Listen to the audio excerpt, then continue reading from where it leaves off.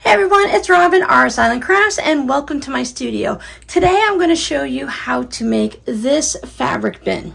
Today's video is a companion video to my last live stream. I'll put a link for that down below in the description box, where we made this Quilt As You Go pink and gray basket. We made this one with a cuff, but I wanted to show you guys today how to make one to where the lining actually comes over and makes a faux binding.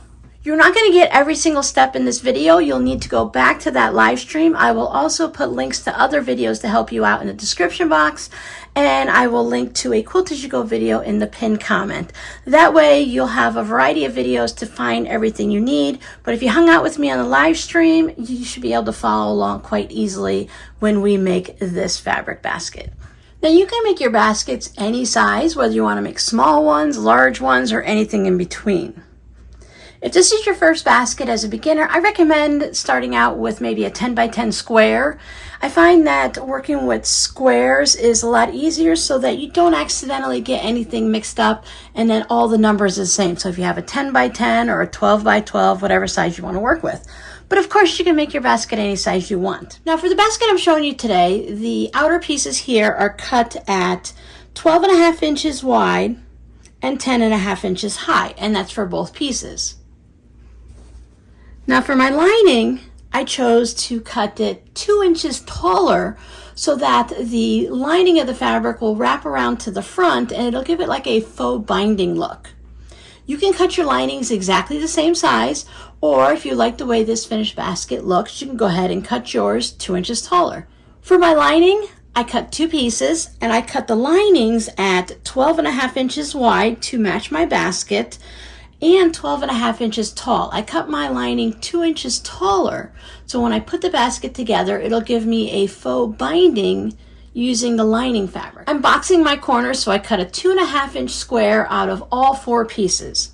Now as you can see, I have a kind of a scrappy look to it, almost like a wonky log cabin type thing. In the live stream that's linked down below, I show how I made the outer pieces using this Quilt As You Go method. I will also put a link for a other Quilt As You Go video I have if you'd like something that's a little bit shorter versus the full live stream. But of course you can make your outer baskets in any way you want. You can just use one piece of fabric if you'd like. I'm using cotton batting for mine. You can see my quilting lines and you can see where a piece of fabric got stuck to the back and I stitched it down. I just trimmed the extra away and now I have this little hidden piece. We're going to sew these together basically just like we would a tote bag. So I'm going to start with my outside pieces. Now you can box your corners any way you like. I like to do the cutout pieces, but there are other ways that you can do. I also have a video to show, I believe it's 3 different ways on how to box corners on a tote bag. I'm going to stitch down both sides of my outer fabric and the bottom. I'm going to leave the top open. No matter how you box your corners, you need to leave the top open. And I'm not going to sew these cutouts yet. I'm going to do the same thing on the lining, but on the lining, I want to leave an opening so that I can turn my little fabric bin through that opening. Both sets of pieces are sewn together with the right sides together. Use pins or clips. I'm going to use a 2.0 stitch length, and I like to use a 3/8 inch seam allowance. You can go ahead and go down to a 1/4 inch seam allowance if you'd like, or any other one that works for you. Let me show you what these two look like when I have them all sewn together. After you sew the sides and the bottom, you want to also go ahead and box your corners in both the lining and the outer piece. I have my outer piece right sides out because I want to set that inside my lining. My lining is taller, so it's going to be easier if I do it this way. But of course, if you want to try it the other way, you can go ahead and put the lining inside the outer piece.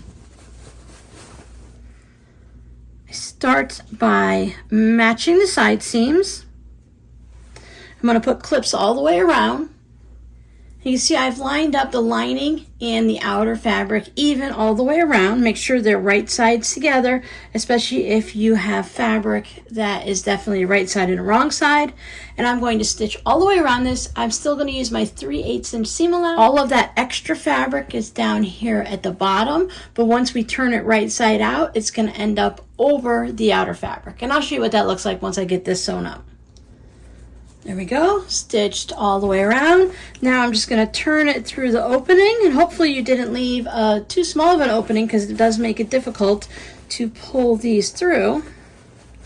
I backstitch at the beginning of the opening on both sides there, just to hopefully not to tear the seam as I'm pulling my little bin out.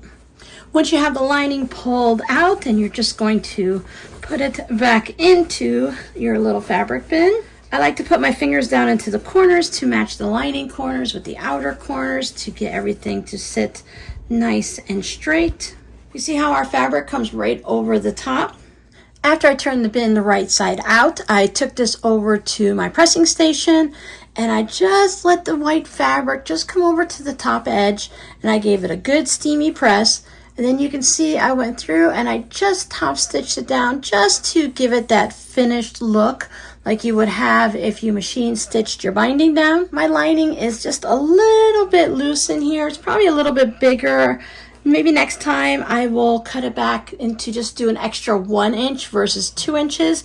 It would give me a little tighter lining inside there. You could also put interfacing on your lining. That would make your lining a little bit more weighted and it would help it to stay down.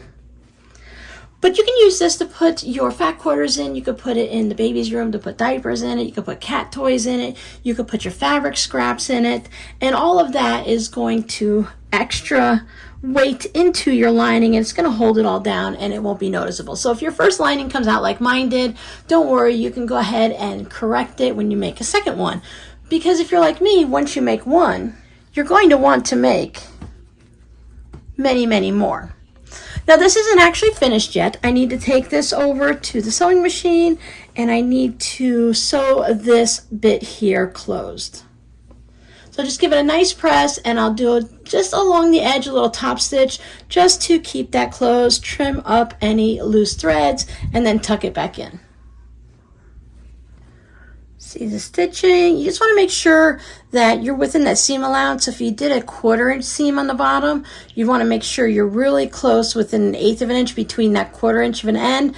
When I do a generous 3/8 on the bottom, that gives me plenty of room to go ahead and top stitch that down. Pop it back inside. You can still fold this over and cuff it like we did in this one during the live stream. Now for this taller basket, I tend to purchase the fat quarters at the Dollar Tree and they are rolled up. Now of course I don't have enough to hold this basket, it's tipping it over, but you can put your rolled up fabric in there. You can put rolled up hand towels in.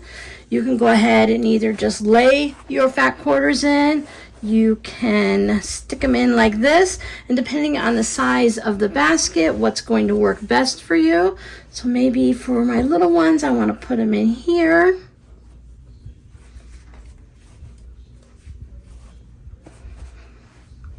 So if you have a nice collection, maybe you have a fat quarter collection, you can put them in there.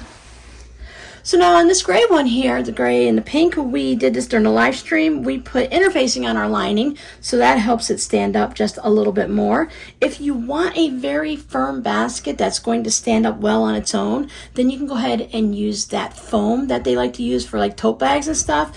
That will help it stand up really well. Or you can use a very stiff interfacing either on your outside fabric or on your lining, and that will also help give it that form you like. But I suggest that you make one just out of fabric and some batting. Practice your quilt as you go techniques or whatever. Maybe you want to try some free motion quilting on it. And that way you're not using the more expensive inside products like the foam and the heavier weight interfacing on your practice piece.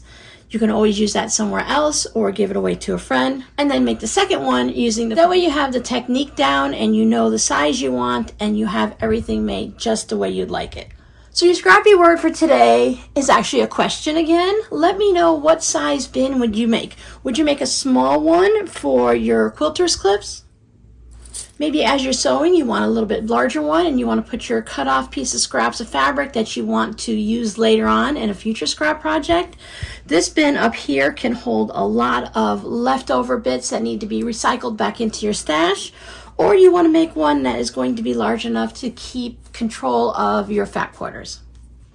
So thank you guys so much for hanging out with me, and I'll see you guys in the next video. Bye.